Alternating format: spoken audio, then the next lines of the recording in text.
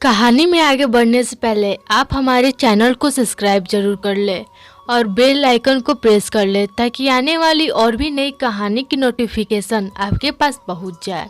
हमारी वीडियो पसंद आए तो लाइक जरूर करें और कमेंट करके हमें बताएं कि आपको हमारी कहानी कैसी लगती है।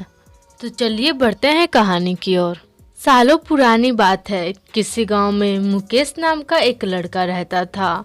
मुकेश एक अच्छे परिवार से था। मुकेश के माता पिता बहुत ही भले इंसान थे। उन्होंने मुकेश को भी बहुत अच्छे संस्कार दिए थे। मुकेश के परिवार में उसके माता पिता, एक बड़ा भाई तथा दो बड़ी बहनें थी। सबकी शादी हो चुकी थी, सिर्फ मुकेश की ही शादी करनी थी। मुकेश भी बड़ा हो गया था, उसके लिए भी शादी के लिए कई रिश्ते आ रहे थे। कई रिश्तों में से मुकेश और उसके परिवार वालों को सुषमा नाम की लड़की पसंद आई। सुषमा देखने में काफी सुंदर थी, परंतु सुषमा मुकेश से शादी नहीं करना चाहती थी। सुषमा अपनी मर्जी के पसंद के लड़के से शादी करना चाहती थी। सुषमा जिससे शादी करना चाहती थी वह उसके दूर के रिश्ते में ही भाई लगता था, जिस कारण उसके घर वाले शादी के लिए राजी नहीं हो रहे थे। इधर मुकेश और उसके घर वालों को इस बात की थोड़ी सी भी जानकारी नहीं थी। उन्हें लगता सुषमा की शादी उसकी मर्जी से ही हो रही। सुषमा भी मुकेश से शादी के लिए हामी भर देती है।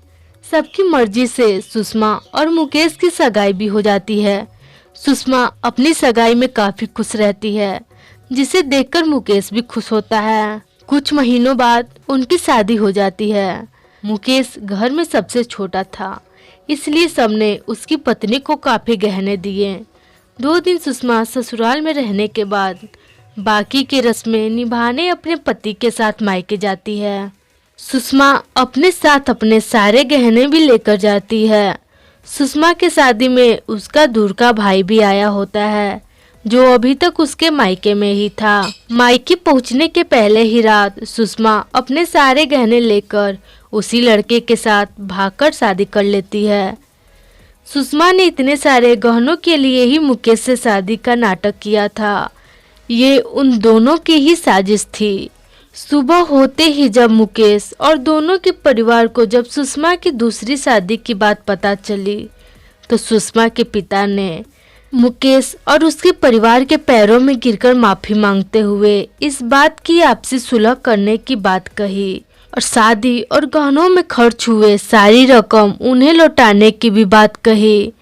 परंतु मुकेश और उसके परिवार वालों ने पैसे लेने से मना कर दिया। मुकेश बोला, आप अपनी बेटी से तलाक के पेपर पर सिग्नेचर करवा दो, मेरे लिए उतना ही काफी है, ताकि मैं भी अपने आगे का जीवन आराम से बिता सकूं। मुकेश और सुषमा के तलाक होते ही कुछ महीनों बाद मुकेश की दूसरी शादी हो गई।